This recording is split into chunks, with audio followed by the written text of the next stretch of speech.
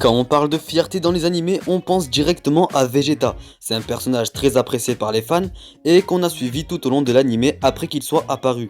C'est un personnage méchant à première vue, mais qui va réussir à devenir de plus en plus humain au cours de l'œuvre. On le connaît aussi pour sa grande rivalité avec Goku et pour son désir de toujours devenir plus fort. Mais est-ce que vous connaissez vraiment tout de Vegeta? Parce que lui aussi, il a sa grande part de secrets. Bref, yo c'est Raifi et aujourd'hui on va parler des secrets et des choses illogiques sur Vegeta. Allez, c'est parti.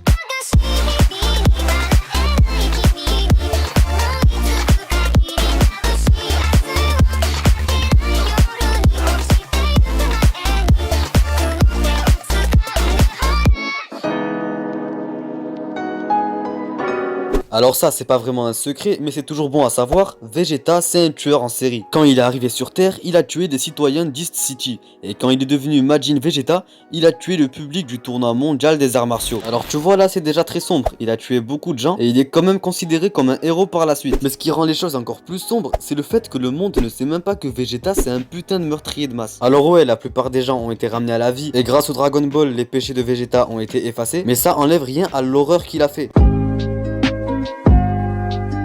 Les humains, c'est pas les seules personnes que Vegeta a tuées. Il a aussi contribué à l'extinction de planètes entières. Quand il était membre de l'armée galactique de Freezer, Vegeta a été chargé d'anéantir la vie sur les planètes étrangères pour que Freezer puisse les conquérir. Dans l'animé, on a vu Vegeta et Nappa sur une mission comme ça. Et le gars, c'est un putain de bouffeur d'extraterrestres. Ah, il en a rien à foutre, il est posé au calme en train de bouffer un bras. De ce qu'on sait, Vegeta, il a causé l'extinction de beaucoup de planètes. Il a anéanti des espèces entières sans réfléchir. Et heureusement Goku, il était là sur Terre, ah sinon c'était la fin, il y a plus de Bulma, de Trunks et tout. Vegeta, quand il a épousé Bulma, il a épousé la famille la plus riche du monde. Ah bah il s'est mis bien ce bâtard. Il a une vie posée, au calme, il a accès à des installations de formation de dernière technologie et il a pas à s'inquiéter du prix de ce qu'il mange. Mais quand on y pense, ce style de vie ça peut l'énerver. Vegeta, il est peut-être de la royauté, mais il a été élevé comme un guerrier, pas comme un prince chouchouté. En fait, Vegeta c'est un guerrier tellement fier que son lui du passé pourrait être dégoûté de voir son style de vie de maintenant. La chronologie de Trunks du futur est la véritable chronologie de Dragon Ball. Une chronologie où il n'y avait aucun avertissement des androïdes ou de la maladie cardiaque de Goku. Et donc la Z-Team a été tuée peu de temps après la naissance de Trunks. Le Vegeta de cette ligne du temps sombre vit une vie assez mauvaise quand on prend tout en considération. Parce que dans cette chronologie, Vegeta n'a jamais épousé Bulma et Trunks n'a jamais rencontré son père. C'est une façon ratée pour Trunks de grandir, même si dans la vraie chronologie, c'est pas mieux pour lui. La clé pour devenir Super Saiyan, c'est l'émotion. Avoir accès à des émotions brutes comme le désespoir, la colère ou même la panique qui vient du besoin de survivre est vital pour déclencher la transformation en Super Saiyan. Goku, il a pu devenir Super Saiyan à cause de la mort de Krillin, causée par Freezer, et du fait de savoir que Freezer a tué son peuple. La première transformation de Vegeta en Super Saiyan était beaucoup plus sombre. Après que sa fierté a été blessée d'avoir été surpassé par Goku et d'avoir été frappé par un météore pendant son entraînement dans l'espace, Vegeta a abandonné. Il en avait fini avec l'entraînement, il en avait fini avec le fait d'être un Super Saiyan, et il en avait fini d'essayer de surpasser Goku. Il se souciait plus de rien, et dans son désespoir, sa dépression a déverrouillé sa transformation en Super Saiyan.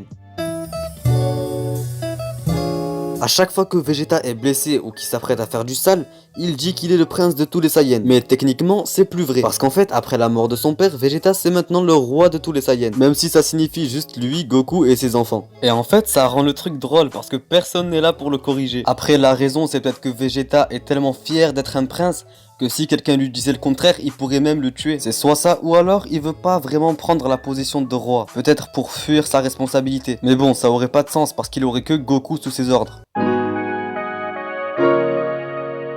Vegeta, c'est un des personnages les plus aimés de Dragon Ball et de tous les animés en général. Il est passé du statut de méchant préféré des fans à celui de héros de la Terre. Mais tout ce qui s'est passé au-delà de la saga Saiyan n'est peut-être jamais arrivé. Pourquoi? Bah parce que Vegeta n'avait été conçu que pour être un méchant. Les fans ont supposé que Vegeta allait mourir dans la saga Saiyan et rester mort. Mais parce qu'il était populaire, Akira Toriyama l'a laissé dans l'histoire. Et il lui a permis de changer et de grandir avec le temps.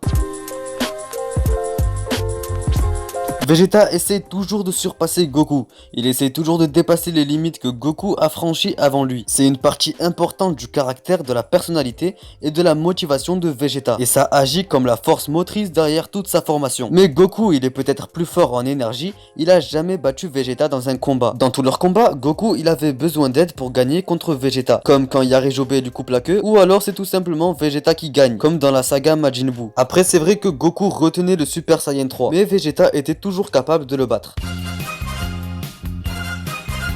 Goku n'a jamais battu Vegeta, mais il le surpasse toujours en puissance. La plupart du temps, Vegeta finit par rattraper Goku avec chaque nouvelle forme qu'il a. Quand Goku est devenu Super Saiyan, Vegeta est finalement devenu Super Saiyan.